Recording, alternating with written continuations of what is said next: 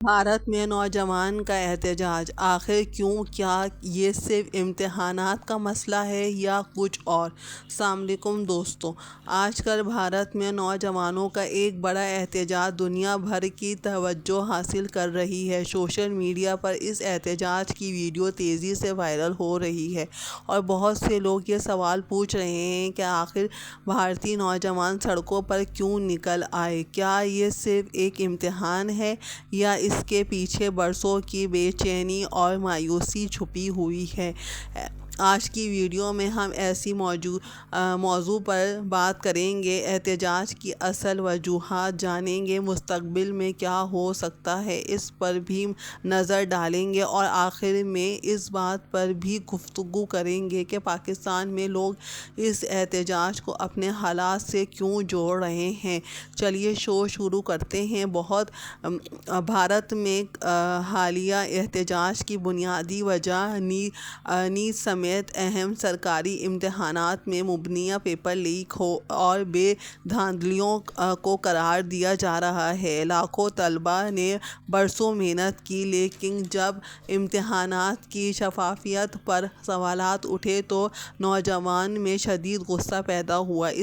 اس کے ساتھ بے روزگاری، سرکاری ملازمت میں تاخیر اور نوجوانوں کا مستقبل سے متعلق خدشہ بھی اس احتجاج کا حصہ بن گیا۔ مظاہرین کا مطالبہ ہے کہ ذمہ داروں کے خلاف کارروائی کی جائے، امتحان نظام میں اصلاحات لائی جائیں اور متعلقہ حکومت کو جوابدہ بنایا جائے۔ ابتدا میں یہ احتجاج طلباء تک محدود تھا، لیکن آہستہ آہستہ اس نے ایک وسیع عوامی شکل اختیار کر لی۔ مختلف شہروں پر پولیس اخاڑے گئے، جبکہ بعض مقامات پر پولیس اور مظاہرین کے درمیان جھڑپیں بھی ہوئیں۔ بعض اطلاعات کے مطابق ٹیئر گیس، آنسو گیس اور لاٹھی چارج کے واقعات بھی پیش آئے، جس سے صورتحال مزید کشیدہ ہو گئی۔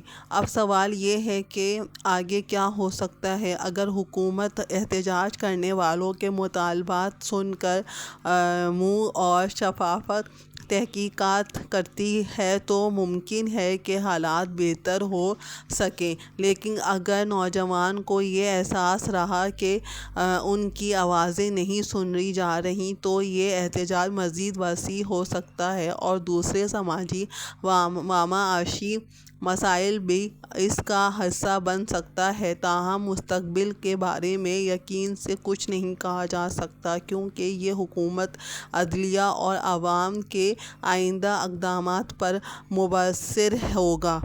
اب آتے ہیں اس پہلو پر جس پر پاکستان میں کافی بحث ہو رہی ہے۔ سوشل میڈیا پر بہت سے پاکستانی صارفین یہ کہہ رہے ہیں کہ بھارتی نوجوان اپنے حقوق کے لیے سڑکوں پر نکل آئے ہیں، جبکہ پاکستان میں لوگ مختلف معاشی اور سیاسی مشکلات کے باوجود نسبتاً خاموش ہیں۔ دوسری طرف بہت سے لوگ اس رائے سے اختلاف بھی کرتے ہیں۔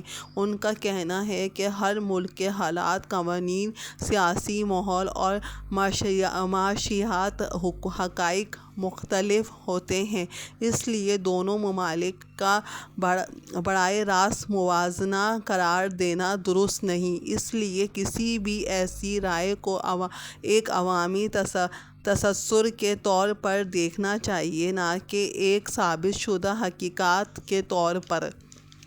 آخر میں ایک بات ضرور یاد رکھیں کہ احتجاج جمہوری معاشروں کا ایک حصہ ہو سکتا ہے، لیکن اس کا پرامن رہنا اور قانون کے دائرے میں رہنا بھی اتنا ہی ضروری ہے۔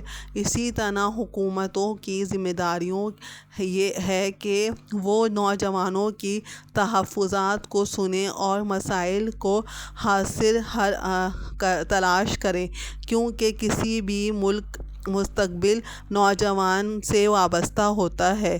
آپ کی پوری معاملے پر کیا رائے ہے؟ کیا آپ سمجھتے ہیں کہ نوجوانوں کے مطالبات جائز ہیں، اور کیا پاکستان اور بھارت کے حالات کا موازنہ کرنا مناسب ہے؟ اپنی رائے کمنٹس باکس میں ضرور لکھیں، لیکن اس سے پہلے میری ویڈیو کو لائک کریں، سبسکرائب کریں اور چینل کو شیئر کریں۔ ملتے ہیں اگلی ویڈیو کے ساتھ۔ اللہ حافظ۔